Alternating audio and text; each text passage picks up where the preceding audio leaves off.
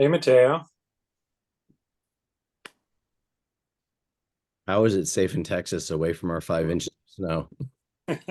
Well, actually, tomorrow is Texas. We're in Hot Springs, Arkansas now, and it's bright and sunny and blue out there. So 70 degrees. Yes, Oh, yes. just like here.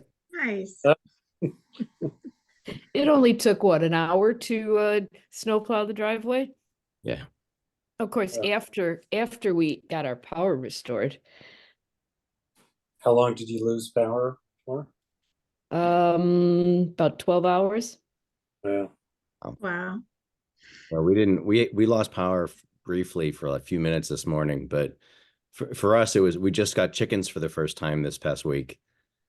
So we were like freaking out about how to keep all the young chickens safe and dry. Spent a lot of time out there holding chickens. We Yeah, didn't they lose don't like power. those little sweaters. You didn't lose any power at all? No, we didn't lose power, but I drove to work. So I left here at a little late at like 6:45 or so. And it was very treacherous. It took me at least twice as long to get to work as it normally does. And Montague Road, I just had to floor it to get down, and then I tried to go down West Pelham, and there was a tree down and a power line down, so I had to turn around and just make my way slowly down to Amherst. It was kind of crazy. I kept saying, The "Why am I Eskers, doing this?" the Eskers were closed too, weren't they? I think so. Yeah, I went down Leonard over and down Pelham Hill to 202 and all around that way. So, yeah, you know, kept saying, "Why am I doing this? Why am I going to work? This is crazy." So, Cliff, hi. What's happening in Texas? well, we're going there for the eclipse. All right. Well, we hope, although the forecast, we're meeting some friends there, and we made the decision to go there because the likelihood of having clear skies was much greater in Texas than in New England. And looking at the forecast, there's 85% chance of cloud cover in Texas, near No. where we are, and Burlington is going to be cloud free. So Fooled you.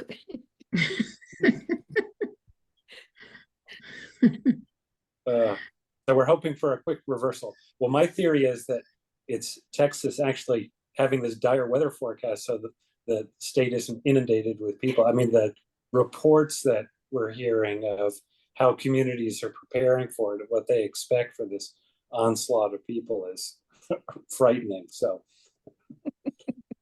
we shall see. Well, cross your fingers. You have nice blue sky. Yes, hopefully. I know that Rita's in DC, so she might not be joining us. Yeah, she said that she can't. I don't know if Alan will be able to join us or not. I haven't heard from him. But it's a little after 7 and we do have a quorum, so I think we should probably just get started with the shortest CPC meetings in the history of the CPC. I like it. So I'm going to call this meeting of the CPC to order. All members are participating remotely. Cliff Reed, Matteo Pingallo, Elaine Vallejo, Beth Wilson, and Henry Geddes participating via Zoom. I did make a mistake on the email, and I think I said that the minutes that we were voting on were from February, when of course we did not meet because we had no applicants. So the minutes are the January 18th minutes that Elaine sent out earlier, which are very brief. Does everybody have those? Are you able to find them, or You sent them. You sent the corrected stuff. I did send the correct ones. Okay. All right. Is there a motion to consider the minutes? I make a motion, we accept the minutes as drafted. Second. Any discussion? I apparently was not there, so I can't vote. Okay. And then seeing no other discussion, Reed. Aye, yes. Paleo. Paleo, Aye. Wilson, I, Geddes, Can't vote. Stebbins, Pengallo, aye. Did you say that you were abstaining, Henry? I suppose I was not present. Cannot vote on the meeting. I was not. Actually, you can vote, but it all depends on whether you want to or not. You, you, the truth is that you don't have to be there to vote. Is that right? Oh. But it's okay to abstain. Oh, Yeah, we have a quorum even if you abstain, so. Right.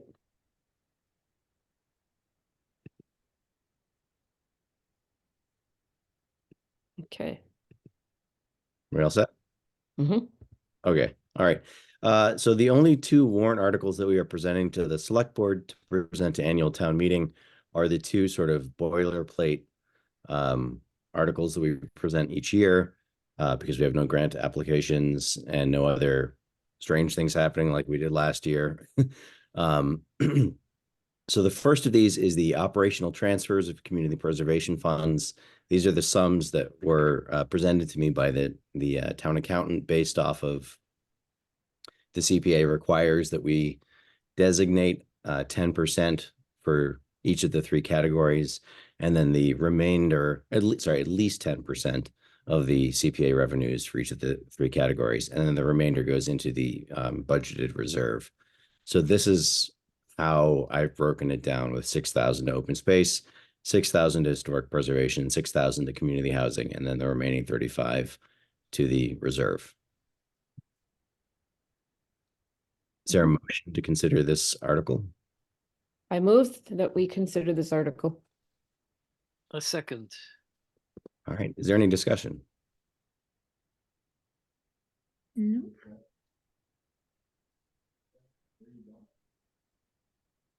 All right. Nope. Seeing no discussion, we'll proceed to a vote. Reed, Aye, Leo, Aye. Wilson, I, Geddes, Aye. Pengallo, aye. All right. And the second article that we are presenting is for the administrative costs. As in past years, we are asking to appropriate 2,500 out of the CPA revenues for our operating costs. For those of you who are new to the committee, we don't usually spend 2,500. That money kind of just rolls over year to year. Because it comes out of the revenues, it's not like we're accumulating the money.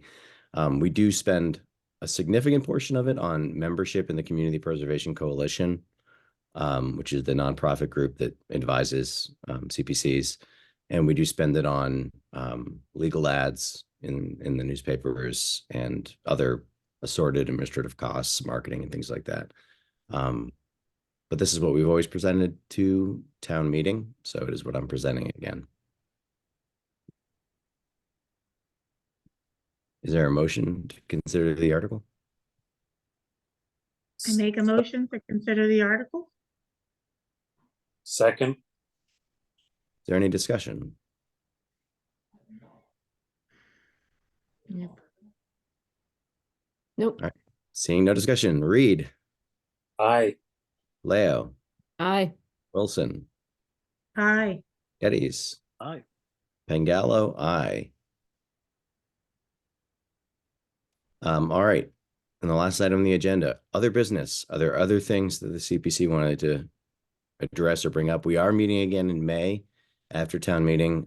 As I mentioned in the email, we are going to, in the past, we've used that meeting to sort of set the schedule for the upcoming year in terms of the deadlines for the grant applications and when we're going to be meeting.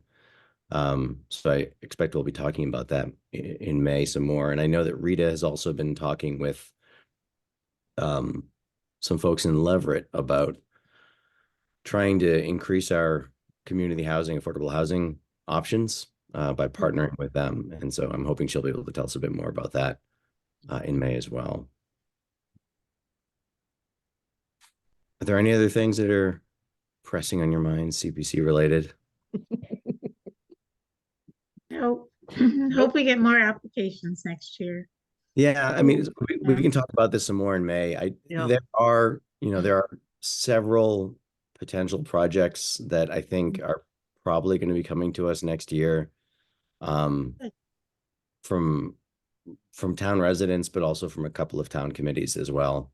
Mhm. And I mean, I anticipate there might be questions at town meeting about having a year where there are no projects, about the merits then of having the CPA at all, the surcharge. And I think, it it makes sense. You're not going to spend all of your money, or you're not even going to spend some of your money every single year. There are years where it's actually not a bad thing to Right. sock away and save it for those larger projects, especially if you're looking at doing an affordable housing project at some point, which is extraordinarily expensive. Right. But I think you're right that it's unfortunate we didn't get anything this year. I do anticipate we're going to have a bunch more next year. Yes, the money rolls over, right? Yes, it does. It doesn't Yes. go anywhere. The town still has that money. We still have that money. It's not like we're sacrificing it each year. Mhm. So, Sounds good. Mhm. all right. Yeah, it seems like most projects that would come in, at least the ones that I am more familiar with, which would just be land purchases, so under open space, it's usually a pretty good chunk of money. So, to be able to, roll it over a few years so that then, a project comes up where you need $25,000, it's probably the way it's gonna probably work, actually. You'll have years where you don't do anything and then years where you do. Yeah. And I think also, I mean, I can't speak for what their actual reasons were, but the potential projects that we had this year with Graham's trail idea and the pavilion at the school that Nate, was proposing, I think in both of those instances, those are likely projects that we're going to see come down the road, maybe not next year, but at some point in some fashion. And I think it was just on their parts, learning how many other pieces were involved with the application and the specific project. Right. And I know that, for example, the building committee ran into that same thing with the historic rehabilitation requirements of the I mean, there's like that whole thing that they have to follow if they're going to do any work on the old library building or, anything. So Yeah, let's hope next year we're talking about repurposing the old library building. I mean, we can talk again about this in some more detail in May, but I think one thing, and this kind of gets to Henry's point that came up by email, like I feel like we did a lot to promote the funding opportunity this year. I wonder if we could be doing more even earlier to give people even more lead time. Maybe we could have a workshop where people could come and ask questions and we could help them with proposals. Yeah, that's actually a good thing. Write that down. Good idea.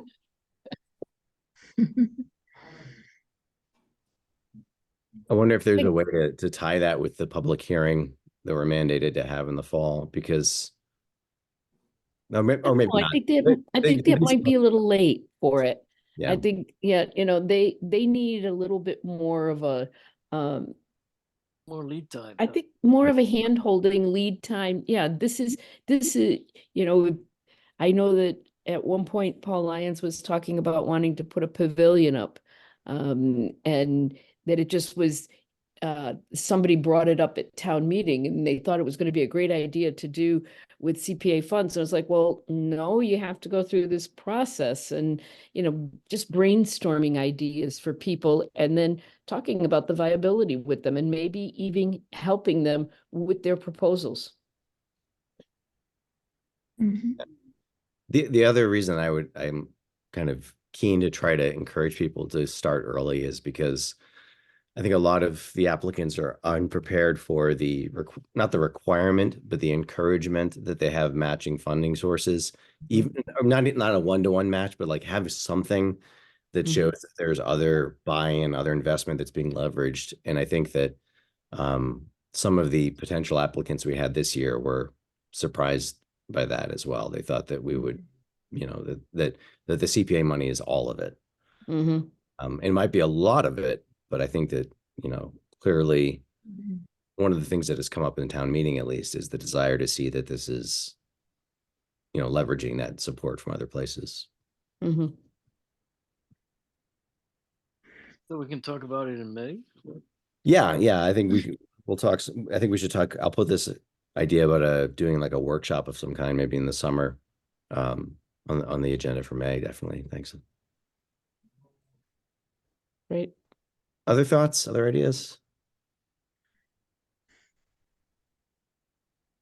Oh, All right. Well, seeing no other comments, I will entertain a motion to adjourn. Second. oh, you have to first it, Henry.